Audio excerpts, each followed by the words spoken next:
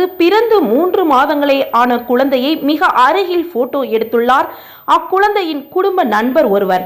Flash பாதிப்பினால் ஒரு கண்ணின் பார்வையை இழந்துள்ளது அக்குழந்தை.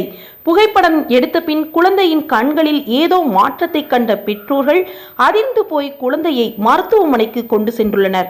அங்கு மருத்துவர்கள் குழந்தையை பரிசோதித்துவிட்டு மிக அருகில் பிளாஷ் போடப்பட்டு படம் எடுக்கப்பட்டதால், அதாவது கிட்டத்தட்ட 10 இன்ச், அதனால் குழந்தையின் வலது கண் பார்வையை இழந்துள்ளது என்று கூறியுள்ளனர். மேலும் சக்தி வாய்ந்த பிளாஷ் குழந்தையின் கண்களில் உள்ள கருமணியை பாதிப்புக்குள்ளாக்கி விடும் என்று மருத்துவர்கள் எச்சரித்துள்ளனர்.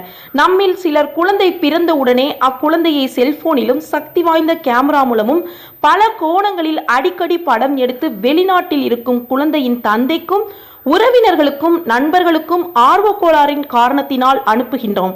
அப்படி படம் எடுப்பதும் குழந்தையின் தாயார் குழந்தைகளின் மிக அருகில் செல்போன்களை வைத்துக்கொண்டு பேசுவதும் அந்த குழந்தையின் உடல் நலத்திற்கு கேடு விளைவிப்பதுடன் உளவியல் ரீதியாகவும் பெரும் பாதிப்பை ஏற்படுத்தும் என்பதையும் ஏனோ மறந்துவிட்டு செயல்படுகின்றனர்.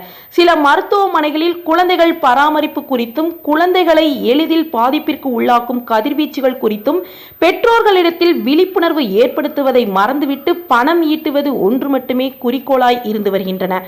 எது எப்படி இருப்பினும் பெற்றோர்களும் உறவினர்களும் குழந்தைகள் விஷயத்தில் கண்ணும் கருத்துமாக விழிப்புணர்வுடன் செயல்பட்டு வந்தால் உள்ளமும் இல்லமும் சிறப்புடன் விளங்கும்.